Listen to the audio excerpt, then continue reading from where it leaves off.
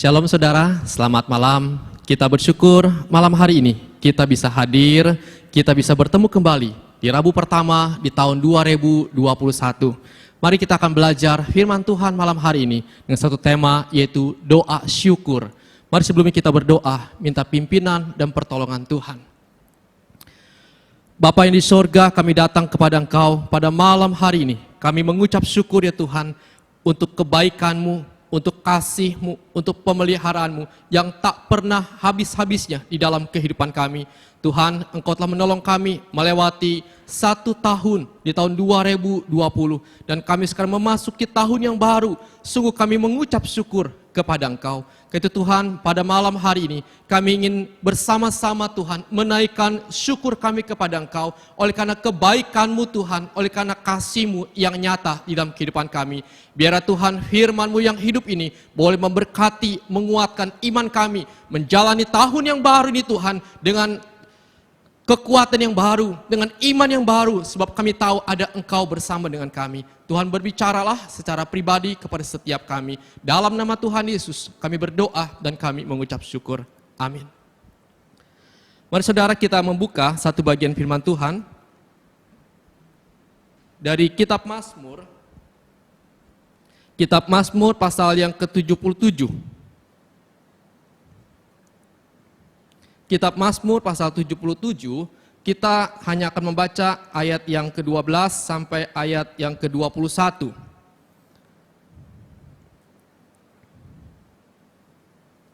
Demikian firman Tuhan. Aku hendak mengingat-ingat perbuatan-perbuatan Tuhan. Ya, aku hendak mengingat keajaiban-keajaiban-Mu dari zaman purbakala. Aku hendak menyebut-nyebut segala pekerjaan-Mu dan merenungkan perbuatan-perbuatan-Mu. Ya Allah, jalan-Mu adalah kudus. Allah manakah yang begitu besar seperti Allah kami? Engkaulah Allah yang melakukan keajaiban. Engkau telah menyatakan kuasa-Mu di antara bangsa-bangsa. Dengan lengan-Mu Engkau telah menebus umat-Mu, Bani Yakub dan Bani Yusuf. Air telah melihat Engkau ya Allah. Air telah melihat Engkau lalu menjadi gentar, bahkan samudera raya gemetar. Awan-awan mencurahkan air, awan gemawan bergemuruh, bahkan anak-anak panah-Mu berterbangan. Deru guntur-Mu menggelinding, kilat-kilat menerangi dunia, bumi gemetar dan bergoncang. Melalui jalan laut-Mu dan lorong-Mu, melalui muka air yang luas, tetapi jejak-Mu tidak kelihatan. Engkau telah menuntun umat-Mu seperti kawanan domba, dengan perantaran Musa dan Harun. Saudara yang berbahagia ialah kita yang membaca, merenungkan dan melakukan firman Tuhan dalam kehidupan kita sehari lepas sehari. Bapak Ibu kasih dalam Tuhan, kita sudah melewati tahun 2020 dan kita memasuki dan ada di Rabu pertama di tahun 2021 ini. Sungguh besar pemeliharaan kasih Tuhan bagi setiap kita. Saudara lihatlah gambar ini. Tentu kita tahu gambar ini, yaitu kaca spion. Saudara, sepasang kaca spion dari mobil-mobil seperti Audi, ya, Mercedes-Benz, Lexus, BMW sangatlah mahal harganya. Kurang lebih 1.500 sampai 2.000 US dollar. Kalau dirupiahkan kurang lebih sekitar 20 sampai 30 jutaan. Sungguh mahal Bapak Ibu.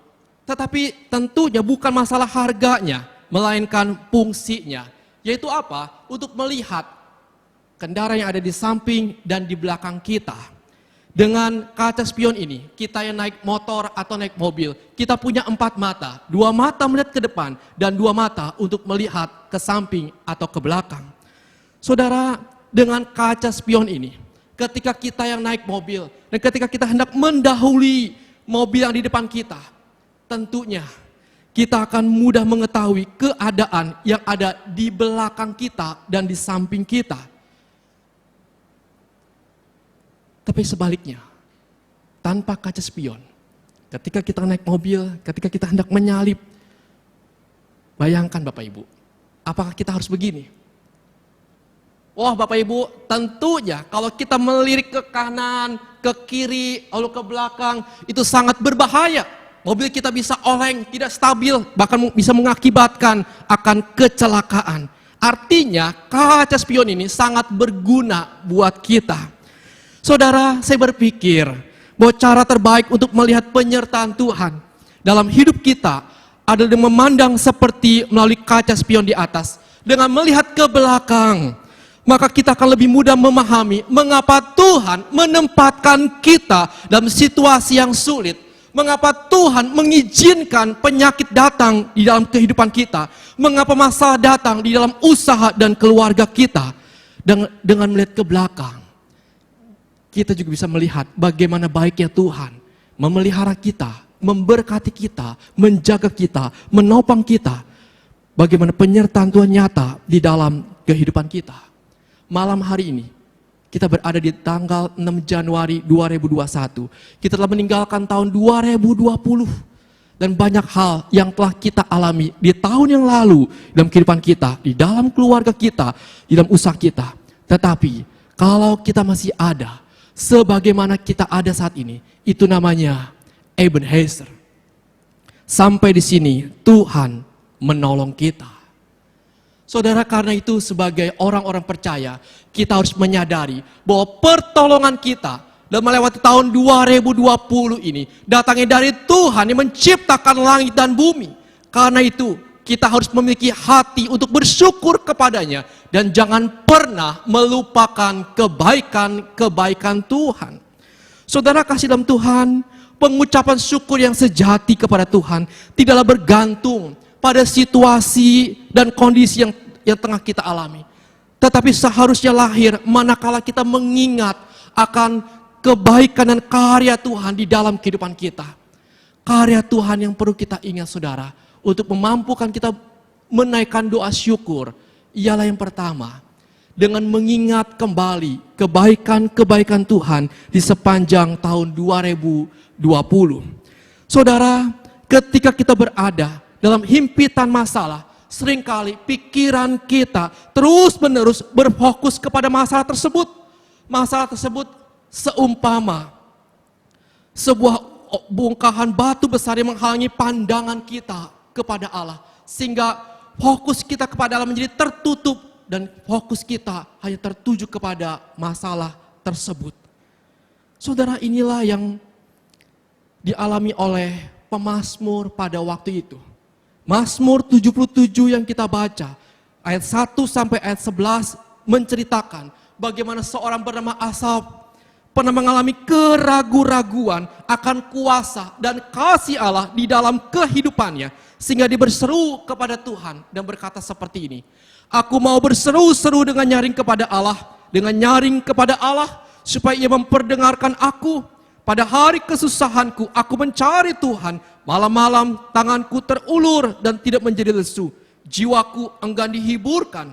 Apabila aku mengingat Allah, maka aku mengerang. Apabila aku merenung, makin lemah lesulah semangatku. Saudara, Asaf memang tidak memberitahu kita apa pergumulan yang sedang dihadapinya pada waktu itu. Mungkin dia sedang sakit. Mungkin dia sedang mengalami suatu kedukaan karena ditinggal oleh orang dikasihnya. Mungkin juga dia sedang mengalami masalah keluarga atau masalah ekonomi. Tetapi yang pasti ialah pikirannya sedang kacau. Perasaannya sedang galau pada waktu itu. Ia telah berseru kepada Tuhan. Ia telah berdoa kepada Tuhan. Namun Tuhan diam 1000 bahasa. Sehingga pemazmur berada di ambang ketidakpercayaan. Dia menyimpulkan bahwa Allah telah berubah. Bahkan lebih mengerikan lagi, ialah bahwa Allah itu bukan lagi Allah. Saudara, hal ini pula pernah dialami oleh seorang bernama C.S. Lewis. Seorang teolog besar pada zamannya. Ketika ia ditinggal oleh istrinya yang baru dinikahi 3 tahun. Karena meninggal akibat kanker. Dia sangat berduka, dia sangat kehilangan. Dan dia berada titik ketidakpercayaan kepada Tuhan. Di mana Tuhan? Di mana Tuhan? Kenapa Tuhan diam 1000 bahasa? Dia pernah meragukan imannya kepada Tuhan. Namun akhirnya dia menyadari saudara keadaannya dan dia kembali kepada Tuhan.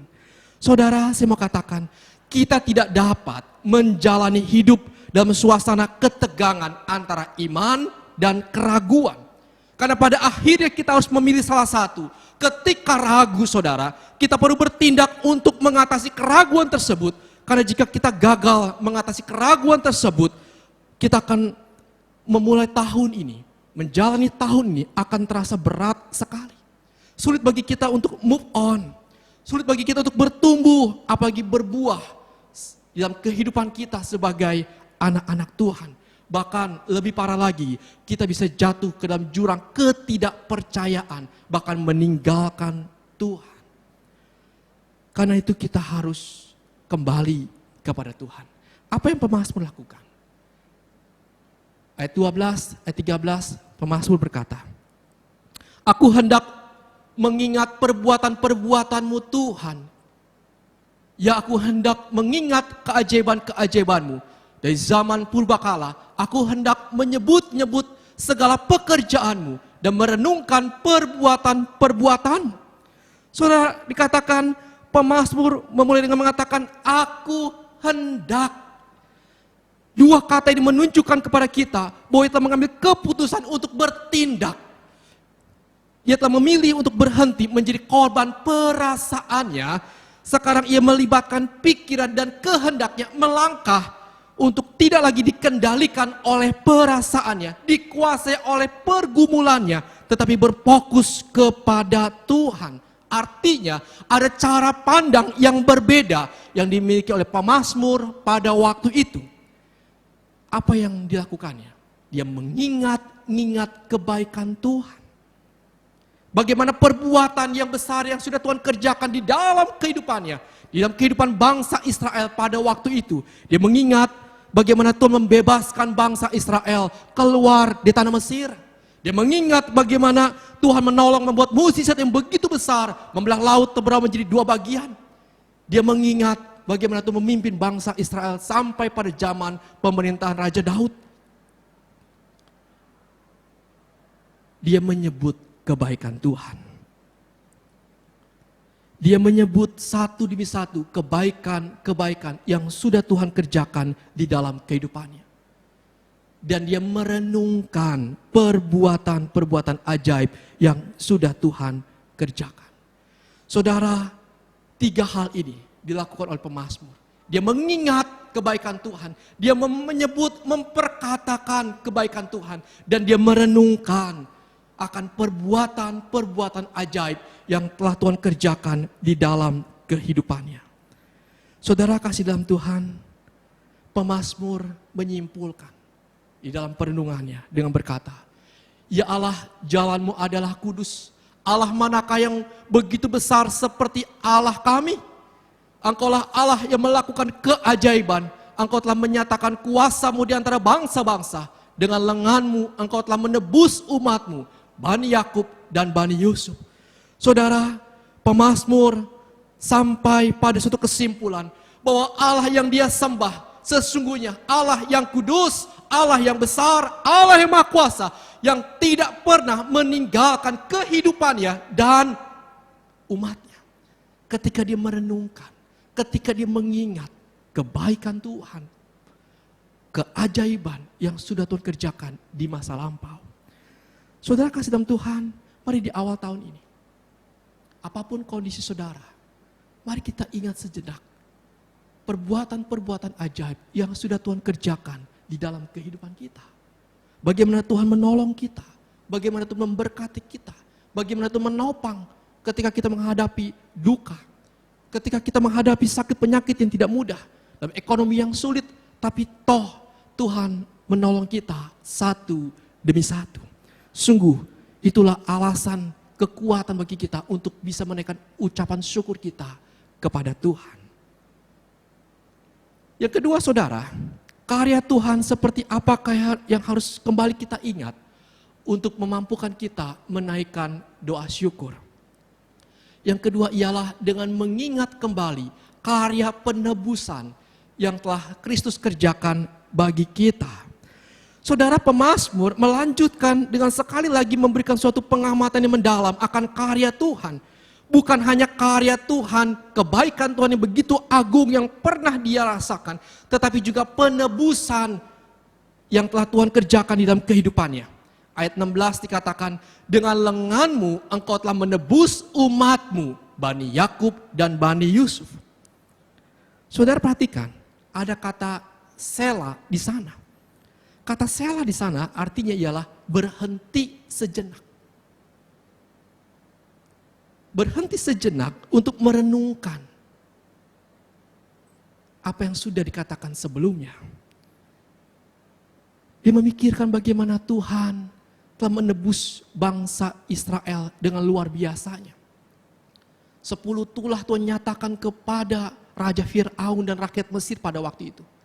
Keajaiban yang besar Tuhan nyatakan untuk menebus dan menyelamatkan mereka keluar dari tanah Mesir. Dan perbuatan-perbuatan ajaib yang Tuhan kerjakan untuk menolong bangsanya. Saudara, engkau telah menebus umatmu. Kata menebus itu berarti mengembalikan kegunaan dari sesuatu yang sebelumnya tidak berguna.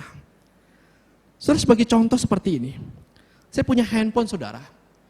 Handphone saya gunakan untuk berinteraksi dengan jemaat, dengan keluarga, untuk menelepon. Suatu kali handphone saya Bapak Ibu, saya harus gadaikan ke Pegadaian. Ketika saya gadaikan ke Pegadaian, maka tentunya HP ini tidak berguna. Tidak bisa saya gunakan oleh saya. Maka untuk dapat saya gunakan kembali, apa yang saya lakukan? Saya harus menebus handphone saya ini, membayar sejumlah uang di Pegadaian. Baru handphone saya dapat saya gunakan kembali. Saudara kasih dalam Tuhan, itulah karya Tuhan. Menebus hidup kita. Kita yang tidak berguna. Oleh karena kita berdosa. Oleh karena kita sudah cemar. Oleh karena keberdosaan kita. Dan seharusnya hidup kita jauh daripada Tuhan. Dan kita dihukum oleh Tuhan. Namun Tuhan menebus kita. Tuhan menyelamatkan kita. Itulah Natal yang baru kita peringati. Bagaimana Tuhan mau turun dari sorga menjadi manusia yang hina untuk menyelamatkan kita, untuk menebus mati di atas kayu salib. Supaya kita yang tidak berguna ini menjadi berguna, supaya hidup kita yang tidak berarti ini menjadi bermakna dan hidup kita boleh memuliakan nama Tuhan.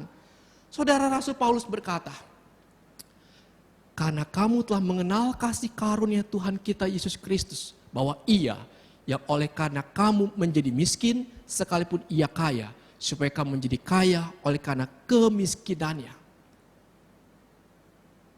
Dia yang tidak mengenal dosa telah dibuatnya menjadi dosa karena saya dan saudara, supaya dalam Dia kita dibenarkan oleh Allah. Saudara, kita adalah manusia yang tidak berguna di hadapan Allah, manusia yang kotor dan hina. Tetapi Tuhan mengasihi kita. Saudara dan saya sungguh disayang, dikasih oleh Tuhan.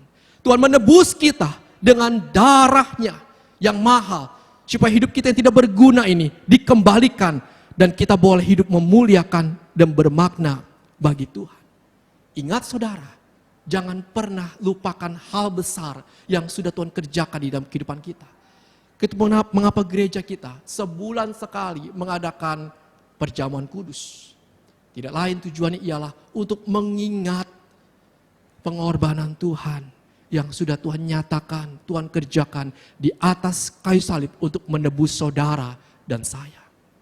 Saudara, ini alasan kedua buat kita. Untuk kita bersyukur di tahun ini.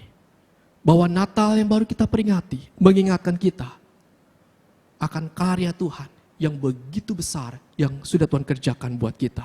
Mari kita bersyukur kepadanya. Yang terakhir saudara, karya Tuhan yang harus kita ingat untuk kita bisa bersyukur kepada Tuhan ialah dengan mengingat kembali pemeliharaan Allah di sepanjang tahun 2020. Saudara, ayat 21 pemazmur menyimpulkan, engkau telah menuntun umatmu seperti kawanan domba dengan perantaraan Musa dan Harun. Dengan perantaraan Musa dan Harun. Bahkan di ayat yang ke-20 dikatakan seperti ini. Melalui laut jalanmu dan lorongmu melalui muka air yang luas, tetapi jejakmu tidak kelihatan. Jejak Tuhan tidak kelihatan di dalam menuntun, mengembalakan, memelihara akan umat Israel. Bagaimana itu menjaga, memberkati mereka, menolong mereka. Saudara, menurut saya tidak ada penggambaran yang lebih indah yang melukiskan hubungan antara Allah dengan umatnya di gambaran seorang gembala dengan kawanan dombanya. Mazmur 77 ini mengingatkan kita pada ayat pembuka Mazmur 23 ayat pertama yang dikatakan, Tuhan adalah gembalaku, takkan kekurangan aku. Karena Tuhan adalah gembala kita, Tuhan menuntun kita ke air yang tenang. Tuhan membawa kita ke rumput yang hijau. Dan Tuhan menyertai kita ketika kita melewati lembah kekelaman. Saudara, Rasul Paulus di dalam kehidupannya, setelah percaya kepada Tuhan, begitu banyaknya penderitaan, kesulitan yang dia pernah alami. Ia pernah disalah mengertikan.